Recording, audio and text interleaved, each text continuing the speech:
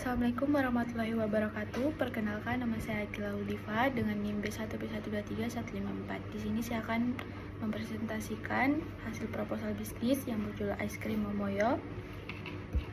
Nah, latar belakangnya itu, Ice Cream Momoyo adalah usaha dessert modern yang menawarkan ice cream premium dengan harga terjangkau. Minat masyarakat meningkat terhadap makanan praktis dan higienis. Didirikan dengan visi menghadirkan es krim lokal berkualitas serta peluang ekonomi serta bagi masyarakat. Kita masuk di nama dan alamat pemrakarsanya. Nah, nama produk itu Ice Cream Momoyo, profilnya CV Momoyo Dessert, dan pemrakarsanya itu PT Juni Jaya Indonesia. Alamatnya ada di Jalan Wayang Andonomu, Poasia, Kendari. Nah, target pasarnya itu pelajar, mahasiswa, pekerja, dan keluarga. Terus positioningnya itu es krim premium, autentik, lembut, terjangkau.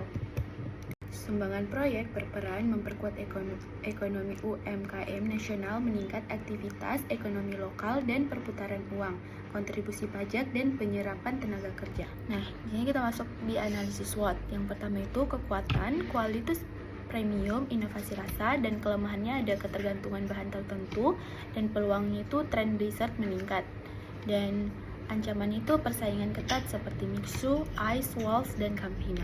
Nah, kita lanjut di tren permintaan pasar. Nilai pasar es krim Indonesia naik dari US dollar 1.449,9 juta di 2025 ke 1.694,7 juta di 2030. Konsumsi per kapita meningkat dari 0,63 ke 0,73. Tren es krim unik dan sehat meningkat. Nah, kita masuk di faktor persaingan. Persaingan dengan Mixu, Ice Walls, Campina fokus pada kualitas, harga, lokasi, promosi digital, kemasan, dan pelayanan sangat berpengaruh. Nah, strategi pemasaran 4P itu yang pertama ada produk, rasa variatif, topping kekinian, dan price terjangkau, promo bundling, dan place dekat sekolah, kampus, pusat ramai, GoFood, dan promotion, media sosial, influencer, dan giveaway. Nah, kita masuk di kapasitas produksi dari 150 sampai 250 cup per hari dan 4 sampai 5 liter adonan per batch, dan produksi 2 sampai 3 jam per harinya. Nah, dapat ditingkatkan menjadi 300 sampai 500 cup per hari. Kita masuk di proses produksi, dan yang pertama itu ada persiapan bahan baku, yang kedua pencampuran, ketiga pendinginan dan pembekuan, dan yang keempat ada penyimpanan di freezer, dan yang kelima ada penyajian cup atau cone. Kita masuk di aspek teknologi. Soft ice cream mesin 18 sampai 25 liter per jamnya, dan ada freezer dan styler dan mixer, industri, peralatan pendukung produksi. Terus organisasi struktur, yang pertama ada pemilik, manajer operasional, produksi, keuangan, pemasaran, dan ada kasir atau pelayan. Kita masuk di kapasitas produksi dari 150 sampai 250 cup per hari dan 4 sampai 5 liter adonan per batch, dan produksi 2 sampai 3 jam per harinya. Nah, dapat ditingkatkan menjadi 300 sampai 500 cup per hari. Kita masuk di sumber daya manusia dan penggajian. Yang pertama produksi itu 1.800.000 sampai 2.200.000, dan kasirnya itu 1.500.000 sampai 2 juta.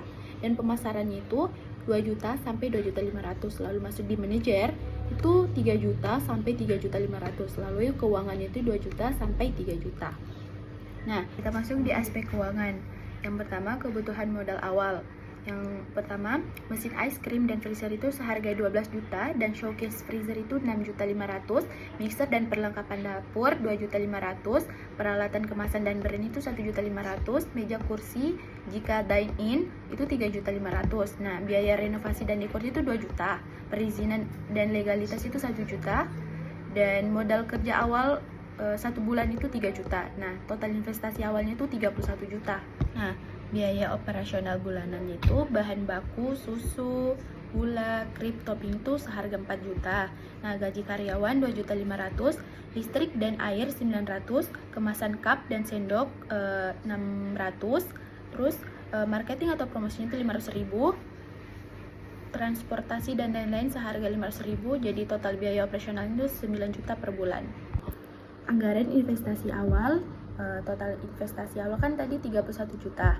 Nah, mesin dan freezernya itu 12 juta. Showcase Kreditnya itu 6.500.000, mixer 2.500.000, renovasi 2 juta, modal kerja 3 juta.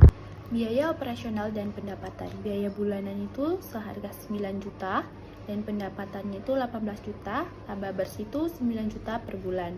BEP-nya dan payback periodnya itu BEP 50 per harinya, targetnya itu 60K per hari, dan payback periodnya 3-4 bulan.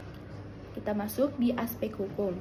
Pertama, bentuk usaha UKM, CV, PT, dan legalitas NIB, NPWP, PIRT, halal, SKDU, HKI. Dan manfaatnya itu kredibilitas, keamanan usaha, perlindungan merek. Nah, jadi kesimpulan dari yang telah saya baca berdasarkan analisis dari aspek pasar, pemasaran, produksi, SDM, hukum, keuangan, dan lingkungan dapat disimpulkan bahwa usaha es krim Momoyo layak untuk dijalankan dan dikembangkan.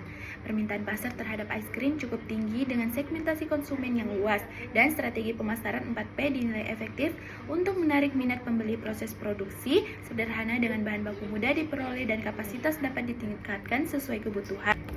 Nah, kebutuhan tenaga kerja tidak banyak, namun diperlukan pelatihan untuk menjaga kualitas dan kebersihan. Legalitas usaha seperti NIB, PIRT, atau BPOM, halal, NPWP, dan HKI perlu dipenuhi agar usaha lebih aman dan dipercaya. Secara finansial, usaha berpotensi mencapai BEP dalam waktu yang wajar dan memberikan keuntungan.